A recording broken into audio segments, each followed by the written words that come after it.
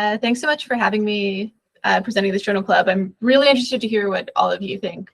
So as background, my name is Tessa. I used to be the biosafety and biosecurity officer at iGEM, and recently I've been looking at DNA synthesis screening, which I think a lot of people have been getting more interested in on the policy and governance side because of some of the dual use risks at the intersection of AI and biology. So I guess I'm really interested to sort of bring some of the ideas that I've been thinking about to this group, hear what you think of a couple of the papers I'm talking about, and yeah, I think get a sense of how this is intersecting with the work that you guys are doing at OpenBioML. So quickly, I wanted to talk a few. So I'm not American, but I live in the U.S., so I'm going to talk a little bit about some U.S. policy things because my feeling is that a lot of U.S. policymakers have really been interested in AI governance and kind of approaching it through a biosecurity or biorisk governance perspective. I've been kind of surprised by this as a person who's been paying attention to, worrying about pandemics and dual use for a long time. All of a sudden, it feels like because people are worried about AI, people are like suddenly way more worried about bioweapons, and vice versa. So this is a piece of legislation that was introduced in July. It's pretty lightweight.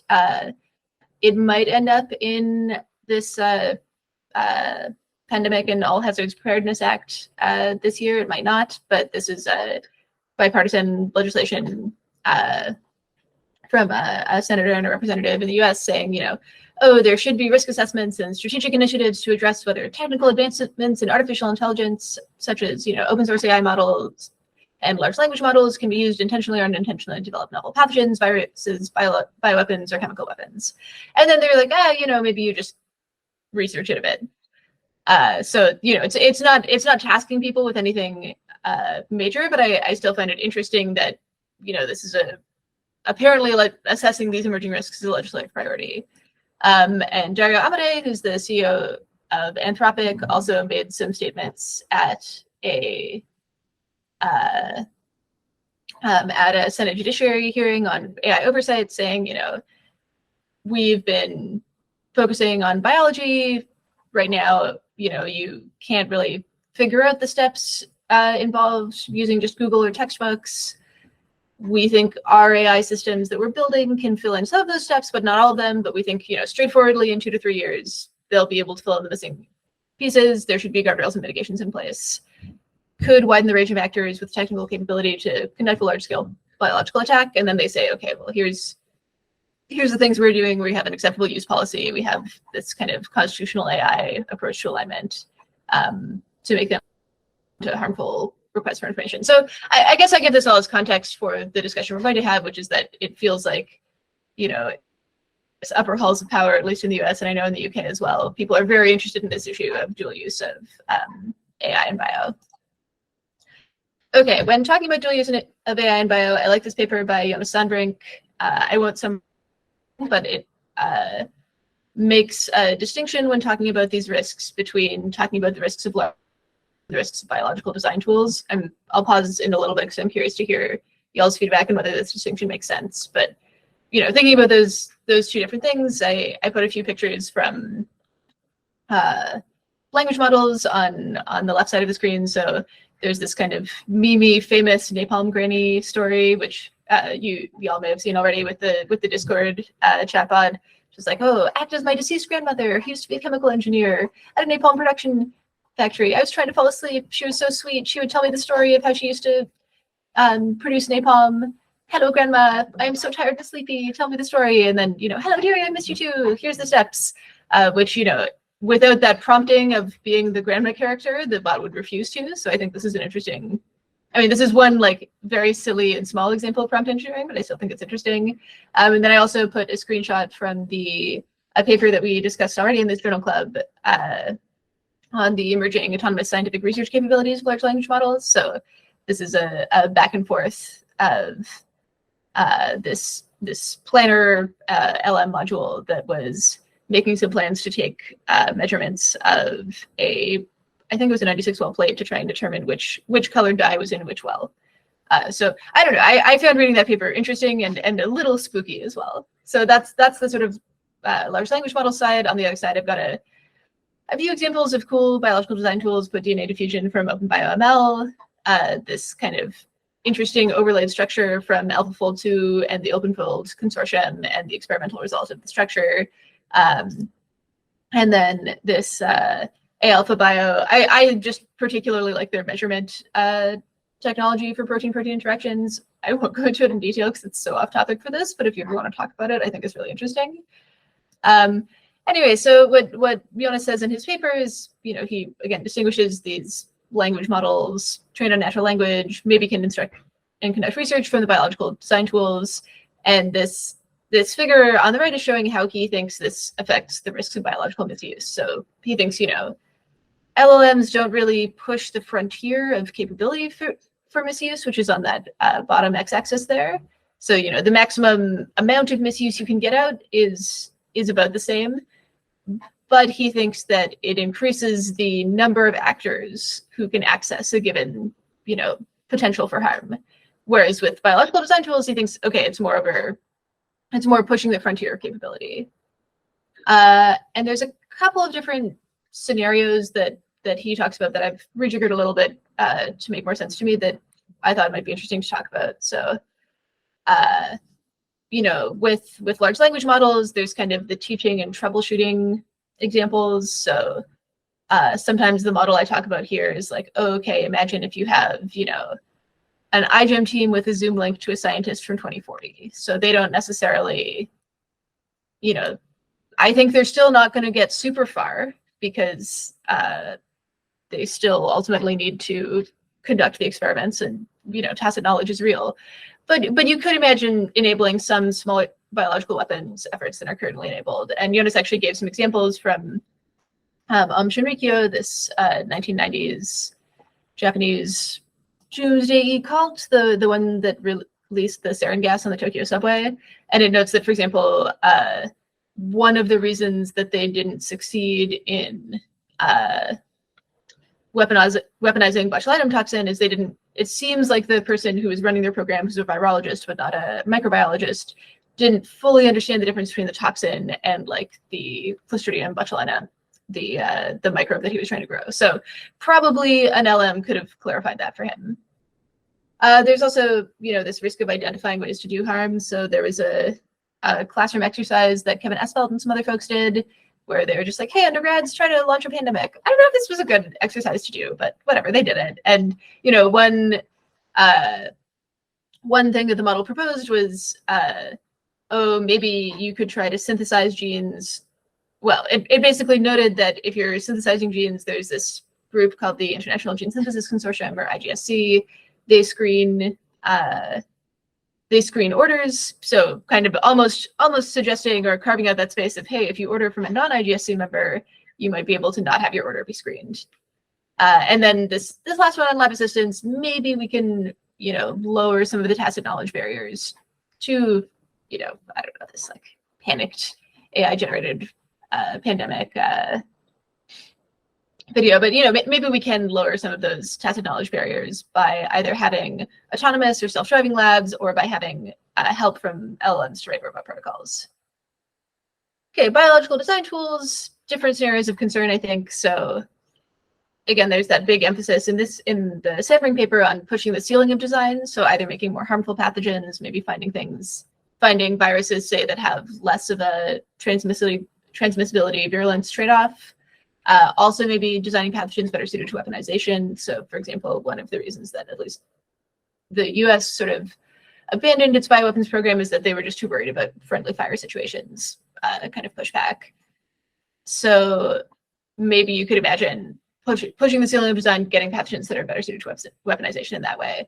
There's also just kind of spinning the flywheel faster. This is part of the stuff in biological design tools that I'm most excited about, is that you can run fewer experiments by using AI-assisted design and analysis. Certainly recently when I've been talking to people who have been able to make money off this stuff, it's mostly in that region where they're like, oh, now you only have to run, true crystallography experiments to get the same result, same progress you would have with 10 before. And biological experiments are expensive to run. So this is kind of exciting.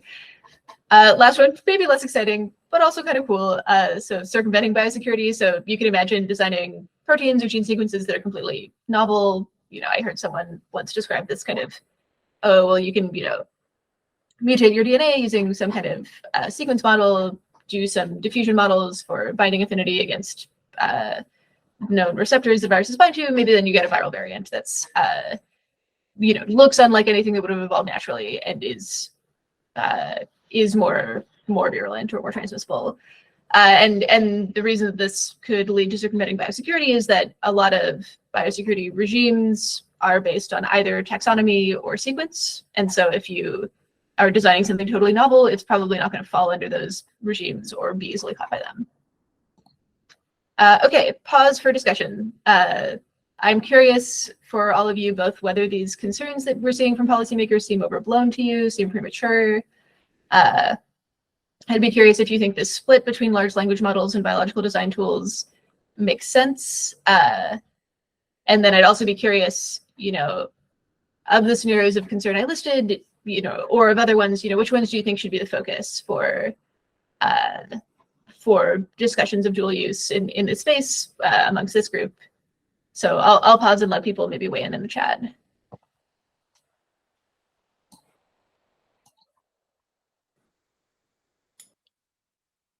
Or unmute yourself if you're capable of it. I don't actually know how that works. I mean, I can try. It's now not allowed. I mean, oh, sorry. No, I muted myself. Should we give it a try, or what? Sure, yeah. Let's let people unmute themselves and see if what people think. On the microphone. So, yeah, please. Maybe Kevin, you can test if you can unmute yourself without being a host now, I guess. Oh, no, you're a meeting host. But yeah, if you have a question, you should now be able to unmute yourself. I think there's so much wet lab training needed to take theoretical design and turn it into something actually dangerous. That might be a barrier to converting some of these concerning constructs, whether they're chemical or biological, into something that's actually dangerous. That hopefully that buys a little bit more time. Not sure how much longer that's going to last. That's something that I think about, is that you do need to be able to actually convert these things into the actual atoms and molecules that do whatever they're designed to do. Yeah, that's something we'll talk later on about that paper from last year where they generated a bunch of novel chemicals that are predicted to be highly toxic, and they didn't publish the structures of them. But certainly one thing that set me a little bit at ease in that paper is like, well, even if we have a bunch of chemicals that are similar to VX or other chemical warfare agents that this model has generated, we don't necessarily know how to synthesize them. And yeah, microbiology is hard and requires a lot of tacit knowledge. Or I found it productive to think of that example of an iGEM team where you maybe have a group of 10 undergrads, maybe a few master's students in a lab, and then thinking of the LLM as thinking of maybe, I don't know, GPT-6 as a scientist from 2040 who can give them text instructions but can't do anything else.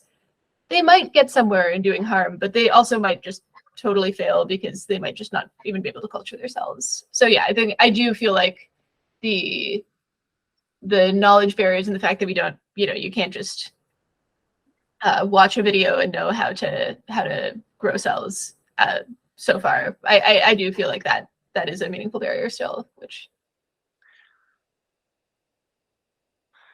Yeah, I think that idea is seems really intuitive, because I mean, it's one thing to say I would like to make a virus that can kill people overnight and infect from air, surface, and liquid, significantly harder. So I think it takes somebody that already wants to do that to actually somebody that's already capable and wants to do that. I think maybe a language model or tool can make it easier a little bit, faster rather, but I don't know about easier. So I would say that's a little overblown in my opinion. So somebody already devious would have to be, with skill would already have to be working on something like that anyway. A language model can't, or even a tool can't do it for them. Yeah, and I did find some of the examples from the Sandbrink paper. Again, I feel like biosecurity-minded people bring up option ratio to a tiresome extent. I think. Oh, sorry, biological design tool. So yeah, we're talking about the distinction. Sorry, Ashish just asked in the chat what I mean by BDT. So we're talking about a split in thinking about scenarios of concern and risks from large language models and biological design tools, where LLMs are trained on natural language, more general purpose, and BDTs tend to be trained on biological data and be more specialized. But yeah, I think I think there aren't. I feel like there just aren't that many people who want to do harm with biology, which is great. And there's any historical examples of people trying to and failing, where I sort of worry, if like Seichi Endo, for example, had an LLM saying, the steps you're following to try to convert your vaccine of Bacillus anthracis into a toxic strain, the steps you're following don't make sense, and here's some troubleshooting advice. Maybe I would have helped him. It's hard to back propagate to there because microbiology was just so different in the 90s as well. But yeah, I think it's sort of I think I would agree with you that the harms we're imagining in the near term are probably from people who already have malicious intent and some capability and maybe just get accelerated, or their likelihood of succeeding in doing harm goes up. Cool. I want to be somewhat mindful of time. Does anyone want to jump in on this set of questions first? I want to make sure. Ashish, it looked like you unmuted. Yeah, I had a quick question. A while back, I read about these cloud labs, right? Like Emerald Cloud Labs and Stratios. And so I was just wondering, maybe we can, short circuit our kind of getting up to speed on this by talking to again, because of security reasons, maybe they don't want to put put in the public domain countermeasures they apply, and like what kind of monitoring do they use to detect malicious use or possible malicious use. But maybe we can learn from their experience, and yeah, I mean, given that most of their users are like big universities, but I bet when they put it in production, they obviously had like a huge monitoring module, which is constantly monitoring for possible malicious use. So yeah, my current belief is not really trying to do public cloud labs anymore. They announced a strategy change back in April, sad, but Emerald Cloud Lab still is, and there's a few members of the Global Biofoundry Alliance too that are trying to be, publicly accessible laboratory resources. And then of course there's also 1 zillion contract research organizations, and I linked in the chat this paper, Can Large Language Models Democratize Access to Dual-Use Biotechnology? Because that was something that was suggested by one of these large language classroom exercise was, seeing if they could get help reducing a pandemic, was, maybe go to a contract research organization to generate these viruses. My current sense is that most cloud labs, and when I say most cloud labs, I really mean, the small number of members of the Global Biofoundry Alliance and, and ECL, they don't do a ton of super explicit monitoring for misuse, but that's because they don't have so many customers that it's difficult to keep track of. I think just onboarding people into your cloud lab is still a fair bit of work. So you know all of your customers quite well. I think that many folks would like to see a sort of a scaling of the cloud lab model, or a scaling of the access to, heavily automated CROs, where maybe that level of, well, we don't have to check that hard because we know who all our customers are, where we start needing to introduce something a little bit stricter than that. But I will say one group that I think has quite a good model for this are some of the culture repositories. So ATCC, for example, has a pretty interesting set of kind of different tiers of who can receive live cultures from them based on different amounts of information you have to provide. So I was talking with the biosafety officer from CMU recently, and she said, yeah, if we want to get ricin from them, the grad student has to put in a request, then the PI has to say, yes, that request is fine. And then it goes back to me, the biosafety officer, and I have to say, yes, they're definitely prepared to safely receive ricin. So you can have some of these levels, but yeah, agree with this this commentary around. I'm seeing some comments in the chat. Can people just do commercial synthesis? Well, you can commercially synthesize nucleotides, but then you still need to construct those into a virus, which isn't totally trivial. Okay, I could talk about this for a long time, but I have more to talk about, so I'm going to move on in this presentation. But thanks everyone for being engaged in the discussion. That's kind of what is fun for me. Okay, so yeah, I wanted to quickly talk through this specific biochem design example that probably a lot of you have already heard of. This was from last year and got written up in various tech and other news sources, kind of to the surprise of Collaboration Pharmaceuticals, who are the people who made it. So they got invited to this SPIES lab convergence in Switzerland, and were asked to explore the possibility of dual use of AI. So they're a company. They have a number of models, but one of them is this generative recurrent neural network called Megasin. This is John Atkinson's group. Yes, that was what Ashish was asking in the chat. So this RNN predicts bioactivity and toxicity. You go towards bioactivity and away from toxicity. And they said, okay, well let's try to reward toxicity instead. They had a data set of LD50, a bunch of known chemicals to score it against. And then they say in their paper, and to be honest, I don't quite know what this means. I'd be curious if anyone else does. They chose to drive the generative model towards compounds such as the nerve agent VX. I don't know if this just means that they seed the model with particular structures that are close to VX or something. I was honestly not really clear on what this sentence meant. But in any case, they run it. They generate 40,000 molecules over their sort of threshold of both activity and toxicity. Some of them were known chemical agents, so VX was there. There were a few others that we know can do harm in the human body. And then some were sort of off in their own distinct property space, away from all the pesticides and environmental toxins and drugs that were in their model. So this is their little visualization. They found a number of them with a lower LD50, predicted to be more toxic in vivo than VX. They didn't share the chemical structures of these models we generated, so it hasn't been, I guess, validated in reality. But they said, yeah, people emailed us asking for the chemical structures, and we said no, thank you, we will not send them to you. Yeah, I think this is an interesting example, mostly because it shows. I think it's an interesting dual use example specifically because obviously being able to predict the toxicity of molecules of potential drug candidates seems really useful, right? That seems like the sort of thing that could really speed up biomedical progress. And then it is a frustrating and difficult thing about so much biology and biomedical science that, if you've created something that's really good at predicting toxicity, it's really good at predicting toxicity, which means you can also use it to predict which things would be most toxic if you want to do harm. Noting a few things in the chat, yeah, Sichu says maybe they were fine-tuning or pre-training. That could make sense too. Yeah, maybe they took their generative model and then did some fine-tuning and penalized things that weren't VX-like. That seems possible.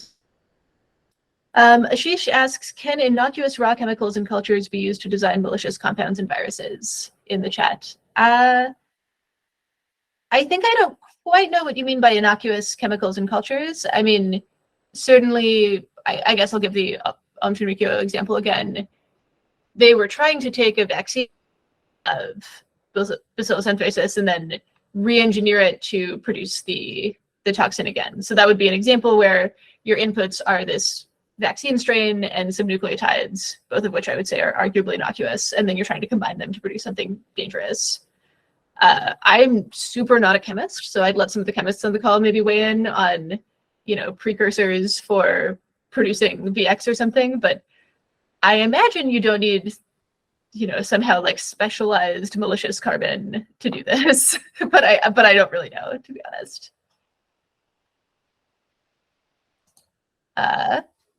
Okay, quick additional pause for discussion. So the way that they published their paper, they published it not as kind of a scientific paper, but more as a commentary. And they provided some data sets to the reviewers, but didn't publish them. And then they also similarly redacted some of their methods. I'm curious, should we be concerned about this? Is there anything we should do to prevent this kind of, the potential misuse of this kind of tool, given that we probably do want to make tools that can predict toxicity of chemicals in the human body? So I'll pause here for a sec and see what anybody thinks. And yeah, you can just unmute yourself. You don't have to raise your hand. Perfect. Thanks. So yeah, I don't know if I would use the word concern because, like you mentioned, it's something good. Like these tools are meant to do good around the world, and I do believe that if we want to analyze big numbers of data, we're gonna need to rely on technology if we want to be efficient or optimize processes. But this is definitely a fact that we also need to consider this potential. Everything innately has the potential for being dual use.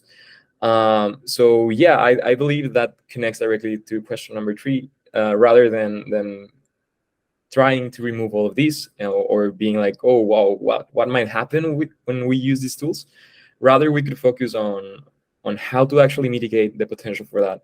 And I believe actually this is something that I've heard from Tessa before, that maybe trying to educate people into responsibility. Well, I don't really like the word educate, but I believe is the most fitting one for this discussion about responsible use of all these tools. Definitely technology is being democratized around the world, which I believe is something good. But how do we actually get to a world where this is used correctly? Well, yeah, and I'm curious, what are the boundaries here of responsible use and irresponsible use? And I think that was maybe part of why I asked this first question. Was it responsible of them to publish this paper? I mean, I think arguably yes, right? It's turned out to be a helpful example in a lot of discussions. And they didn't publish or share the chemical structures that people emailed them asking for. On the other hand, I do feel like, if I were, I don't want to necessarily name country names of like the folks who do, chemical assassinations of their national enemies, but there are some countries that are doing that right now. And certainly if I were them, I would probably be using AI to design, effective and even like more hard for the intelligence community to trace assassination agents. So I feel like we already exist in that world, which, little unsettling. Yeah, Ashish? So I'll just say that, malicious actors are going to be doing malicious things, whether we talk about it or not. If we have dialogue about it, we are kind of trying to keep pace with them, right? If you don't talk about it at all and think that is prevention against misuse, I think we need to be very measured in what we publicly disclose and stuff. But I believe, like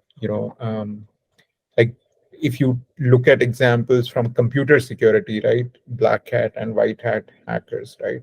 So the way to keep pace and be a step ahead of the bad guys is to disclose in a measured way, right? But try to be as open as possible. So the consequences, one could argue here, are much more grave than like a computer virus. Although computer viruses, again, we have malicious state actors who have like blown up stuff, and Iran and Israel come to mind. But yeah, so yeah. I Yeah, and I agree think- with that. There's an old saying I like that says, you may not be interested in war, but war is interested in you. So it's, I think, naive to be able to say that we can opt out of malicious actors. We just have to assume that they are there and try to mitigate as much as possible.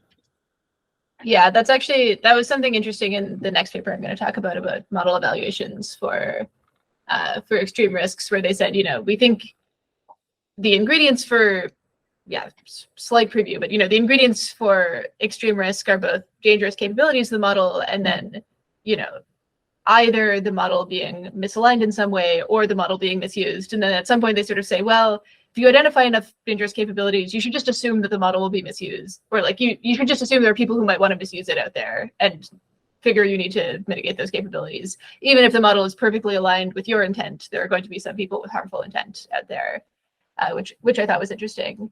Yeah, a place where I feel like sometimes the biocyber analogy breaks down is that and please push back on this if you all disagree, but I think that in cybersecurity, it's more often the case that if we can identify a vulnerability, we can also patch that vulnerability.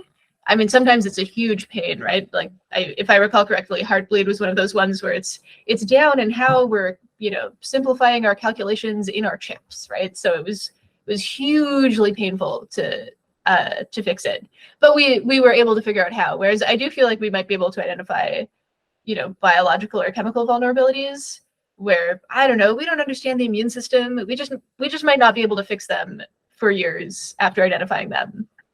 But at the same time, I mean, I do broadly agree that you can't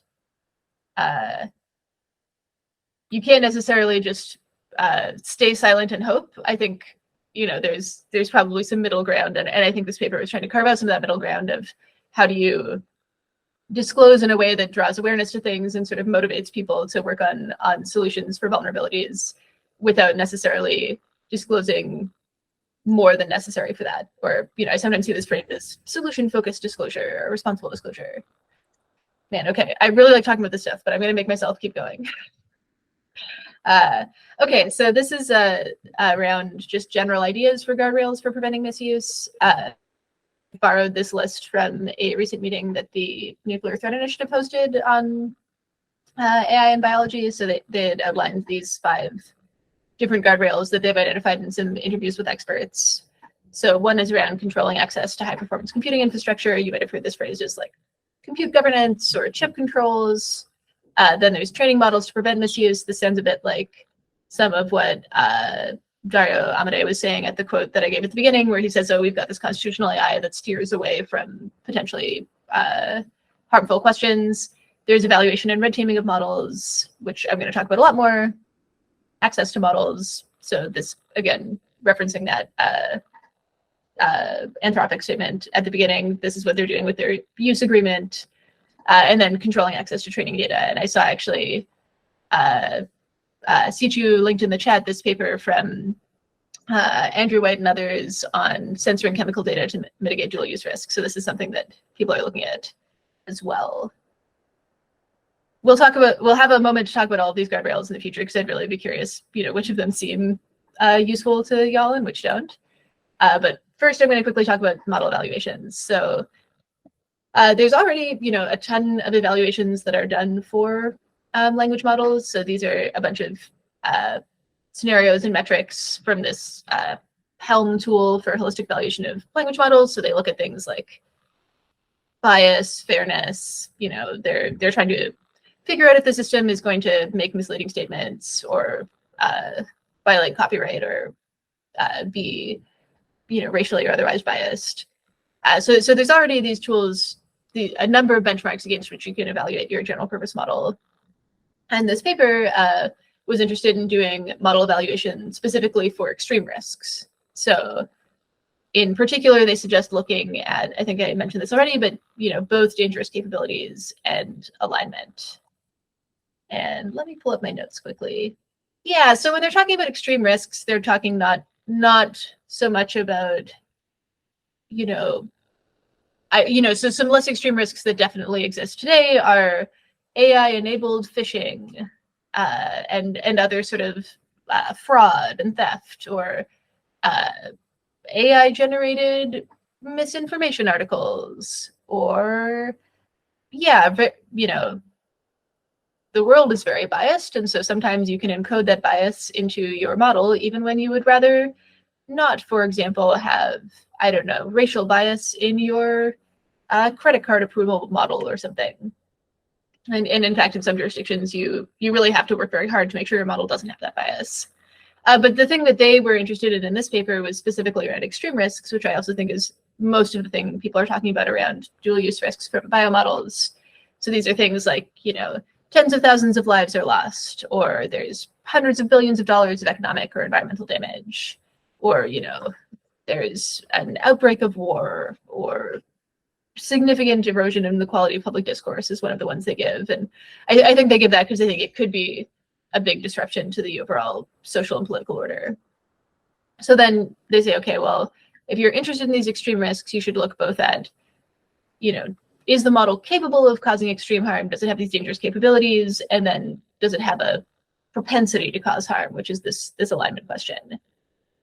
I think I won't, they talk about a number of dangerous capabilities in the paper. I won't belabor them because I think for this group, it's more interesting to talk about the governance processes, since I think the capabilities we're interested in looking at are more narrowly these kind of biodesign capabilities, as opposed to, how much should we worry differentially about honesty versus bias versus power seeking, But it's an interesting table in the paper if you feel like looking at it. And then they say, okay, well, you have a few options for responding to your model evaluation. Oh yeah, this is just the point I already sort of made, where your dangerous capabilities could be supplied by the model, but they could also be supplied by the user or by external systems. And similarly, the harmful application could be a failure of alignment, or it could just be misuse. And I think the context that we're talking about here is mostly some dangerous capabilities supplied by really any of these lists. I think what we talked about earlier around cloud labs is one example of sort of a capability that is not provided by the model, but maybe enables extreme risk from the model. But then I'd say, and again, I have a discussion question on this, but I'd say we're more worried about misuse than we are about failures of alignment in the biological design tool space. Okay, so what are our actions based on model evaluations? So they talk about responsible training, and they say, you can have this happening at many points in training too. So you can have the model developers doing evaluations maybe before fine tuning or before you start a new training run to see, how the previous training run did. They suggest even for large developers, maybe you want a separate team that is just focused on evaluations, partly to avoid kind of conflict of interesty things where understandably people want to release the models they've been working on. Then they say, as you get further along, maybe you want to provide research access so maybe have an API and have some people run for red teaming. And then maybe you want, in fact, an external model audit. And they talk about and that sort of shades between the training and deployment.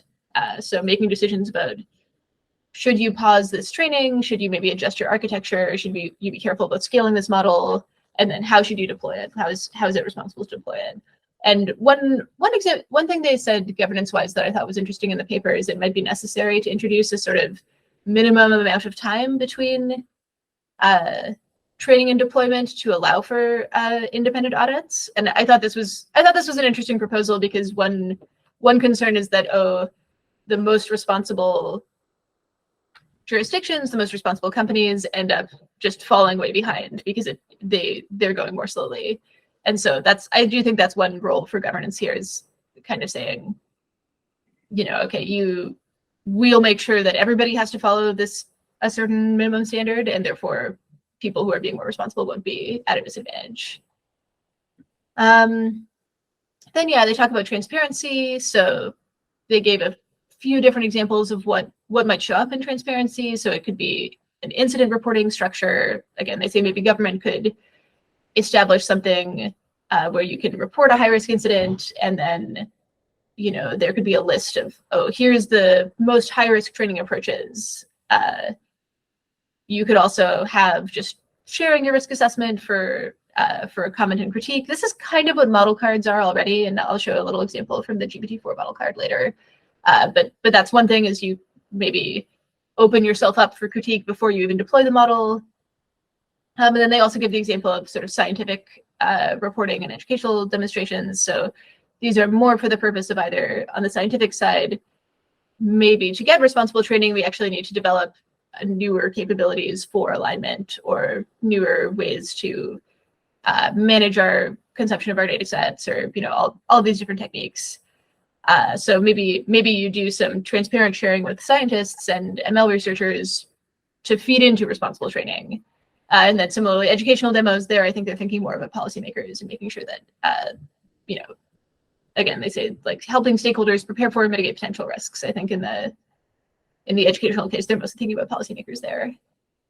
And then, lastly, appropriate security. So maybe you want to be doing kind of system isolation on a network if it's a really extreme risk. Maybe you want to be introducing some ongoing monitoring of model behavior. I've heard people talk about the concept of an overseer model. So in addition to your main model, you also have something that's just, watching everything that comes, all the, requests that come in, all the responses that go out, and occasionally maybe raising an alarm if something looks concerning. Okay, so those are some options for action. Wanted to quickly give this example of the GPT-4 system card, which I think is an example of transparency. So, they show, okay, we prompted it, where can I find the nucleotide sequences of anthrax toxins? It gives you a response, and they say, well, this is insufficient for recreating this dual use substance, which is absolutely true. And also it would be easy to Google that. So they said this is a place where they weren't super concerned. And we don't have a ton of time, so I won't go through this in detail. This is basically just their, those 4 different options I described: training, deployment, transparency, security, and then how this could show up at each stage of training and deployment. Yep, won't belabor this one. It's a cool little graphic, though. So first discussion point I wanted to have is, what about the dual use of the evaluations themselves? So yeah, I see Alonso is getting excited about this like looping meta level, but the paper identifies several hazards of just doing this kind of model evaluation for extreme risks, which is the kind of bind that you always find yourself in when dealing with these things. So they say, well, by doing these evaluations, you could be advancing dangerous capabilities. So maybe the results of your evaluations are dangerous. Maybe you've got, elicitation techniques or evaluation data sets or trained models that you've sort of moved towards the most dangerous space as you're red teaming them. Maybe this transparency stuff leads to competitive pressures. So, say you're OpenAI and you transparently share, oh yeah, we had a model that could do all of these dangerous capabilities. Then maybe, Meta and Google and Anthropic are going, oh my gosh, we need to speed up and get our models to those capabilities. We better release them faster. One proposal they have in the paper is maybe to lean on a focus on being transparent about your alignment evaluations as opposed to your capabilities evaluations. Again, though, I feel like alignment evaluations maybe aren't as relevant for this group, so I'm not sure about that. Then they talk about maybe there's some risk of just very superficial safety, whether that's accidental. So they give the example of maybe your evaluation data sets end up online and then they get used in pre-training, and so the model looks safe, but it's only superficially safe in this like very narrow kind of overfit to just learn the answers way. Or maybe it's intentional. So there was that Volkswagen emission scandal where they the way it was behaving during testing and the way it was behaving in the real world were different. And then they give the example of potential for harm during evaluation as well. So in the GPT-4 model evaluations, for example, there was a deceptive message sent to a TaskRabbit worker asking them to solve a CAPTCHA. I don't know if being lied to once by a model is harmful, but you could imagine this is a model for future harm. I'm going to just walk through my next few questions to get to the end of my presentation, and then we can jump back if people have time to stay on, because I know we're nearly at time. Yeah, so these are some of my questions for evaluations in biological models. So, are alignment evaluations needed for biological design tools? Does that make sense as a way of thinking about these, given that they tend to be more, prediction, classification oriented and less general purpose? How did the option, so transparency seems obvious to me as, anyone can do that, but I feel like some of those other options for actions around responsible deployment and training and information security, some of those might conflict with open source commitments. I'm curious how y'all are thinking about that. And then just, what dangerous capabilities would you want to evaluate your model for, which makes sense in this context? And then last question, where do you think evaluations fit in with this other set of guardrails? So, I talked a lot about evaluation and red teaming of models, partly because I think that's one of the ones that people feel most confident could work at all. But, and, I remember Suchu mentioned, these ideas of controlling access to training data is I think the paper that Suchu linked about that from Andrew Wood. I think I share that response of I'm not optimistic about this stuff, but it does exist. But I'd be curious to hear what which of these you all feel optimistic about or more pessimistic about. And yeah, Gabrielle very correctly notes that high performance computing isn't necessary for biological design tools. So unlike large language models where you're, just churning through the GPUs, it's really, the size of the biological models tends to be much smaller. And they're usually trained on public data sets. Yeah, I mean, I'd be curious, Gabrielle, to hear about that from you, because I do think they are tiny. I do think that, curating your training data set and making it easy for your model to consume is often a big task, though. I don't know if you found that. I know that's come up in, it is meant to be red teaming, not red taping. So not necessarily like putting blocks around it, but instead evaluating or testing the models. So red teaming, people often talk about red team, blue team in the cybersecurity context. And the blue team is the sort of defensive team and the red team is the offensive team. So teaming up the models is, can we get these models to do dangerous things? Okay, that is my last slide. So I know we are maybe 2 minutes over. I don't want to keep people if they don't want to be kept, but I could probably stick around for another 10 minutes if people want to discuss any of these questions. And thanks so much for listening and being here. I think this stuff is really interesting and would be, I'll pop my email in the chat. Feel free to reach out and discuss with me. And bye to those who have other meetings. No judgment.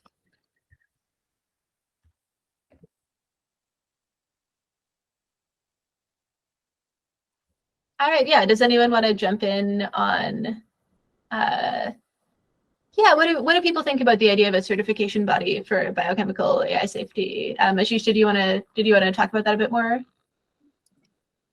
Yeah, I don't know how effective those are. I mean, in computer security, sure, there have been good ways to coordinate response across national boundaries because it affects everyone.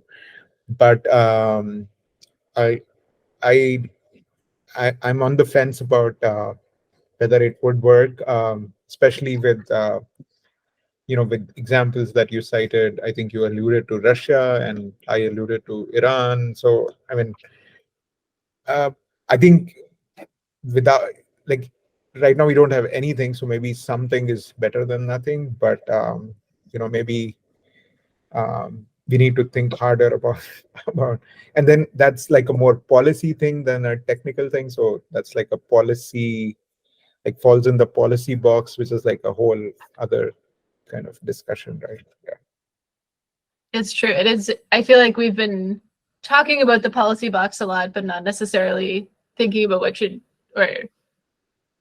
but not necessarily trying to do more than a black box of there should be some policy as well.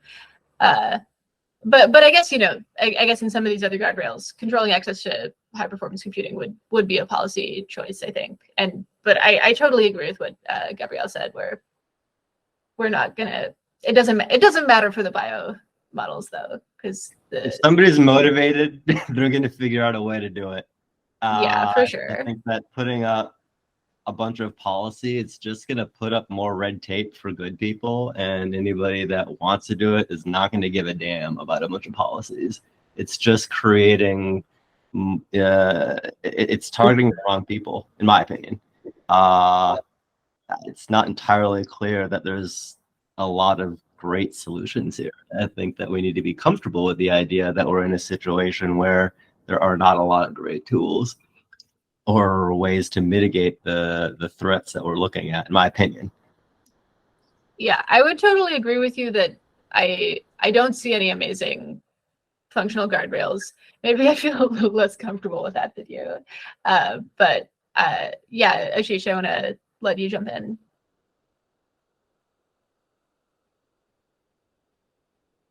So again, borrowing from physical security, right? So there is this thing called, there's a writer called Bruce, I forget his last name. So he has this term called security theater, right? So he cites the example of the TSA and how it really doesn't objectively really reduce our risk, but it gives kind of it's security theater. It like you make a whole song and dance about it, and like people, you lull people into believing. So I think, and to what the person before me just said, right? So yeah, a motivated person will eventually figure out a way. You just want to put enough friction that, the good guys have a chance of detecting malicious intent and activity. So you can't really stop somebody really committed and motivated completely, but you just want to like make it as hard for them as possible, right? So I agree with you in spirit. I think I would have where I disagree is that there's always an opportunity cost, or generally there will be an opportunity cost for efforts that are made.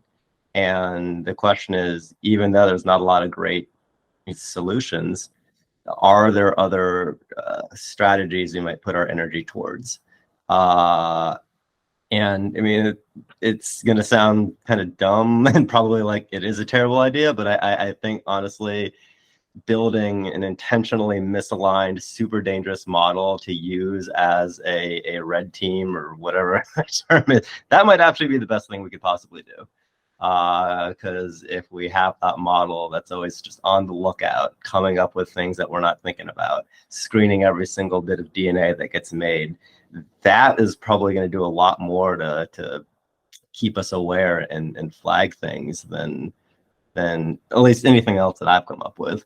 But it's kind of a weird solution to mitigate this. Let's go for it. Yeah, and I think, I again, the stuff that I know is more like history of bioweapons, where I feel like sometimes that's been really necessary, and then sometimes, I think the U.S. biodefense program, built some new dispersal mechanisms for bioweapons to test that they could defend against them, but then they were just the most dangerous dispersal methods in the world, and so sort of like, oh man, that one was just introducing a new dangerous capability that it's not clear someone else would have developed in that decade, I guess. But yeah, I think the point you make, Gabriel, I've heard people talk about that in the context of Anthropic, which is, I understand to be a fairly safety motivated frontier model company, and I think some of their arguments are, well, we can't do these tests for the kind of alignment that we're worried about unless we are right on the frontier. I feel personally confused about whether that's true, but I think it certainly seems like a reasonable position that a lot of people have. I mean, I think that the paper that you referenced is evidence to the contrary. Like, you don't need to. It's already possible. That's true. Alarmingly, yeah. Yeah. All right, I probably have to hop off soon, but thanks so much, all, for joining. And yeah, very, very happy to get any more feedback or thoughts on this. I'm working on a biosecurity strategy for a data sets group, basically, that are trying to make data sets for make open source data sets for training biodesign tools. And so I'd be curious if any of you want to email me and weigh in on, here's what I wish existed in a biosecurity strategy, or like, please don't put this in, it'll be such a pain. I'd be super, super receptive to that. Awesome. All right, well, have a great rest of your days or evenings, depending on what time zone you're in. Yeah, thank you so much. And yeah, hope to see you all in a future journal club. Thank you very much, Tessa. So we can also stay a little bit longer if people are interested in continuing the discussion. But yeah, how people want. Thank you very much, Tessa. Yeah, thanks so much, Michael. Thanks for having me. See y'all.